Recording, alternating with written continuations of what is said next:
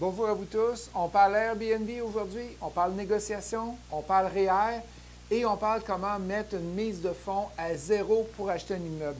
Bonjour, mon nom est Justin Larochelle, fondateur d'ImmoFacile.ca. Ça me fait plaisir de répondre à vos questions à chaque semaine. Allons-y avec la première question de Pierre. Salut, je veux vendre ma maison et acheter un sixplex ou plus. Est-ce que la mise de fonds reste à 25-30 ou elle peut baisser à 10 ou 15 si je deviens résident de l'un des deux logements? Qu'est-ce que j'ai fait, Pierre? Je t'ai fait un petit tableau. Quand tu achètes du 6 et plus, quand tu es SCHL occupant, tu as 15 de mise de fonds à mettre. Quand tu es SCHL non occupant, tu as 15 de mise de fonds à mettre. Et quand tu n'as pas de SCHL avec l'assurance, tu as 25 de mise de fonds à mettre. Que tu sois occupant ou non occupant, ça ne change absolument rien, Pierre. C'est la même mise de fonds que tu vas aller chercher.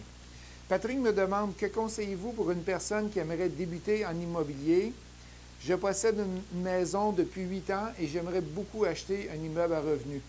Pour l'instant, j'attends la livraison de mon livre que j'ai commandé chez vous, le 100 techniques pour réussir en immobilier, qui est un livre gratuit en passant. Vous avez juste à payer les frais de livraison. Mais avez-vous des conseils pour un débutant? Premier conseil, va lire les 100 techniques. Tu vas apprendre plusieurs façons d'investir en immobilier parce qu'il n'y a pas juste le multilogement puis il n'y a pas juste le flip. Il y a bien d'autres façons qu'on va le voir. Et c'est sûr que si tu as besoin d'informations suite à ça, appelle au bureau. J'offre des 30 minutes gratuits pour conseiller les gens puis faire un plan d'action avec vous. Des fois, ce n'est pas dans la même semaine, ça prend 1 ou 2 semaines avant de l'avoir. Et c'est sûr qu'un programme de coaching, on est capable de t'aider. On va t'amener où tu es présentement, tu n'as pas d'immeuble, et on va te faire acheter un immeuble avec les samedis de formation. Pierre-Anne me demande, quand vous entrez en contact avec un vendeur motivé dans le but de faire un flip, est-ce que vous lui dites clairement que vous voulez vendre sa maison en profit? Admettons que le vendeur demande si c'est le cas. J'aimerais faire un appel à tous. Répondez dans l'espace commentaire. Si on a un vendeur motivé, est-ce que vous lui répondez vaguement que vous voulez faire un flip ou vous avouez que oui, j'achète la maison, je la rénove et je fais de l'argent sur ton dos, bien pas sur ton dos, mais je fais de l'argent avec ton immeuble. Fait que A, répondre vaguement ou B, j'avoue que je fais de l'argent si vous voulez répondre à cette question-ci. Jonathan me demande, bonjour, pouvez-vous me donner des informations ou les conseils les plus importants à savoir si je veux me lancer dans la location à court terme? Il y a 3 conseils que je vais te donner.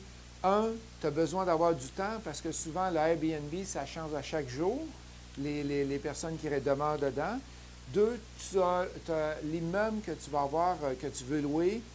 Tu as besoin d'un zonage spécial pour être capable de le faire. Et 3, si tu fais de la location 31 jours et moins, tu as besoin d'un permis touristique pour être capable de le faire. Ça ne coûte pas cher. On a une formation qu'on va lancer au mois de... Je l'annonce aujourd'hui. On lance une formation au mois de mai sur le Airbnb. 3 heures de formation pour tout vous expliquer les démarches, comment ça va fonctionner. Michael, quelles sont les techniques de négo lors de l'achat d'un plex où le rapport d'inspection montre clairement qu'il y a des travaux à faire majeurs? C'est super simple, Michael. Fais-toi faire une soumission, va te rasseoir avec le vendeur.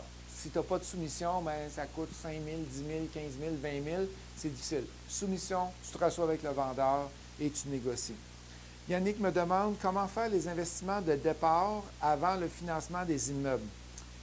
J'essaie de comprendre la question. D'après moi, il parle de l'inspection, l'évaluation, les différents frais d'incorporation. Comment les faire? Tu ne peux pas les financer, ces choses-là. Il faut que tu payes de tes poches ou tu payes avec ton groupe. Fait que malheureusement, ça ne rentre pas dans le financement des banques.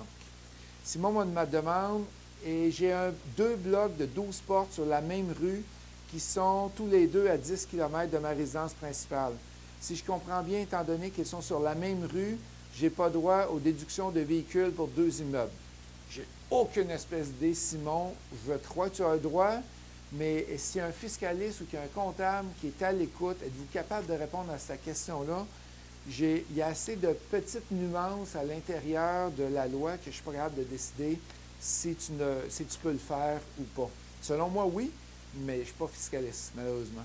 Louis-Gabriel, est-ce préférable d'acquérir de l'immobilier au nom de ma compagnie incorporée ou à mon nom personnel? Et quels sont les avantages entre l'option 1 et 2? Merci pour la réponse. Louis-Gabriel, on a parlé souvent en vidéo de l'incorporation. Qu'est-ce que je te suggère? Retourne sur YouTube, va voir notre chaîne ImoFacile et va voir les vidéos qu'on parle d'incorporation. Ou l'autre option, c'est sûr qu'on va en parler 5-10 minutes. L'autre option, c'est de venir chez ImoFacile, suivre le cours d'incorporation. On en parle 3 heures. On a un avocat qui présente tous les avantages et inconvénients de l'incorporation. Et c'est un cours qui est disponible en vidéo aussi, si tu veux l'avoir. C'est les 2 options. David, ça fait quelques fois que je lis des articles sur le risque de l'augmentation des taux d'intérêt versus le refinancement. Ce risque pourrait même se rendre jusqu'à devoir débourser une nouvelle mise de fonds lors du renouvellement hypothécaire. J'ai de la difficulté à comprendre pourquoi. Moi aussi, David, j'aimerais ça voir l'article dont tu parles. J'ai de la misère à comprendre pourquoi aussi. Fait que si tu es capable de mettre le lien dans les commentaires sous la vidéo, j'apprécierais beaucoup comprendre qu'est-ce qu'il y a parce que j'ai jamais eu depuis 20-22 ans, lors d'un refinancement que les taux d'intérêt ont monté, à être obligé de rajouter une mise de fonds. Je ne comprends pas pourquoi. Fait que s'il y a peut-être quelqu'un qui a vu l'article, s'il vous plaît, me la mettre sur les commentaires puis que je puisse la lire. Et dernière question, Vanessa, en faisant mes impôts, mon comptable m'a parlé d'une nouvelle affaire qu'on peut investir ses REER dans des projets immobiliers. C'est quoi ça exactement, Vanessa? C'est super simple. C'est quoi? C'est que tu prends tes REER, tu prends les REER des autres comme mise de fonds, donc tu as besoin de 0 cash pour le faire.